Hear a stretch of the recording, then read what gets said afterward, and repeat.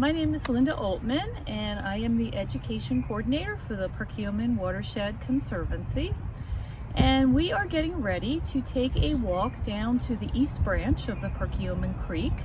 We're going to be following a trail that starts right behind me here. This used to be a deer path a long time ago, and we've been using it for a number of years to take students down to the east branch of the Perkiomen Creek.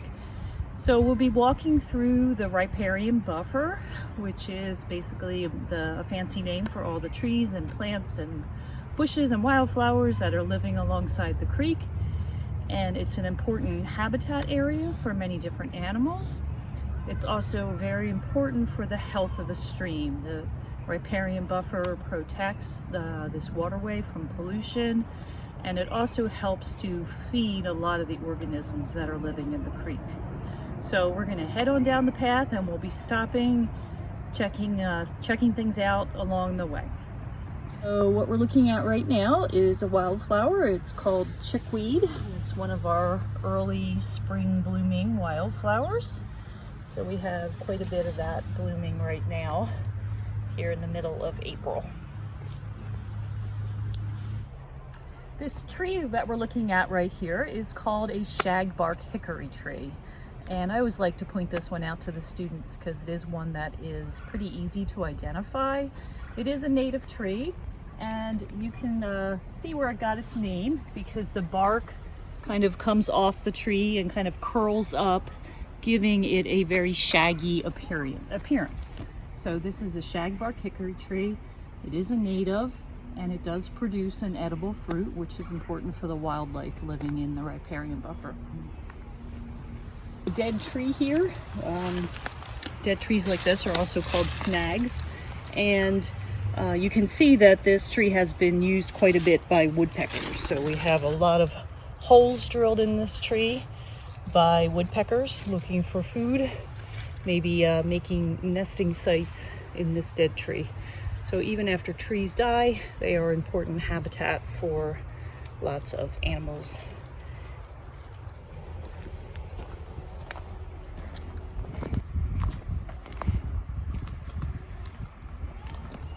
Still near the top of the trail here, and we're stopping to take a look at the East Branch Creek below us.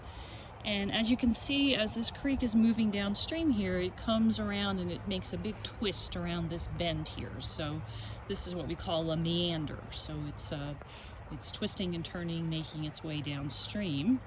And you can see on the one side we've got quite a big gravel bar on the inside of the meander, and on the outside, you know, where it hits that rock, it's changing direction. Right, so now we're taking a look downstream from the East Branch Creek, and not too far downstream, maybe a quarter mile or so, this creek meets up with the main branch of the Perkiomen Creek. So it is the longest tributary to the main branch. It's about 23 miles long. So here we have a couple of Canadian geese on the creek. So Canadian geese use these waterways along with mallard ducks, great blue herons. So we have a number of different types of birds that will utilize this creek. What we're looking at now is called a spring beauty, and this one happens to be very pink in color. They are primarily a white flower, but they do have often a pinkish tinge to them. So you can see this is also a spring beauty here, but this one is a lot whiter than the other one we just looked at. So they can vary a little bit in color. And the spring beauties have been blooming for a while now, so they're kind of getting near the end of their blooming time. So now here we have, this is called a May apple plant. So when they first come up out of the ground, their leaves are kind of down like this, so they kind of look like a closed umbrella. And later they will get a flower down underneath here, a little white flower. And then later in the summer, they get a small fruit on there that's called a mandrake.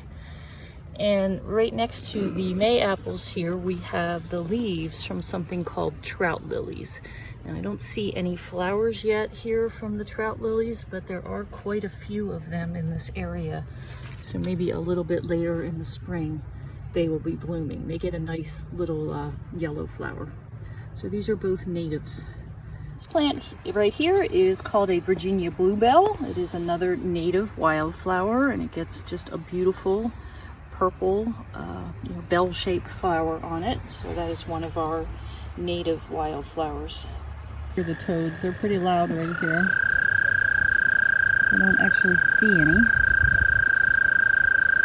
but that noise is called a trill. It's the mating call of the toads.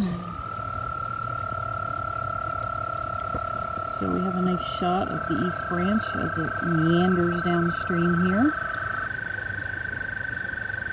Beautiful day today. So we are making our way down the path here, and we have now got to an area that we refer to as the boardwalk. And so this wooden path was built for us by a group of Boy Scouts to help us maintain this path here. We are now in the floodplain of the East Branch Creek. So sometimes when we get a lot of rain, the water will come up from its normal level and can flood this entire area. Now the yellow flower that's blooming all around us is something called lesser celandine. And unfortunately, this is an invasive species. And the reason that it's a problem is because it grows and it forms a very thick, dense mat that makes it very difficult for the native wildflowers to come up in between it. So it basically crowds out our native wildflowers, and it has become a problem, all over this area. It's pretty widespread. Here in the mud, we have a nice footprint from a deer. So we do have a lot of white-tailed deer in this area, and we often see their footprints in the mud here in the trail. I also wanted to point out these big, thick, woody vines over here that are wrapped up around this tree and then draping down. These are all grapevines, so they will get actual grapes on them later in the summer. So they're another important member of this riparian buffer.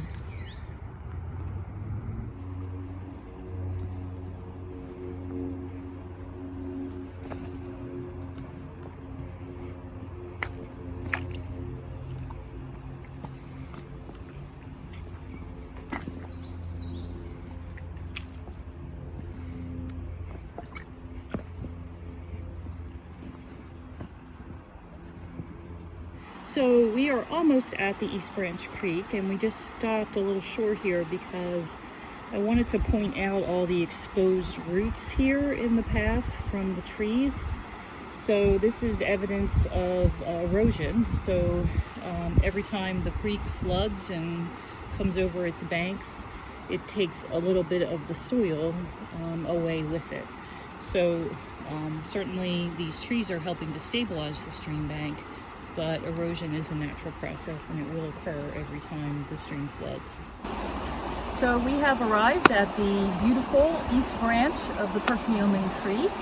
So behind me we have this amazing rock wall. So over time, pieces of that rock wall have fallen off, falling into this creek, and we have a wonderful rocky bottom creek here, which is a great habitat for lots of organisms to live in.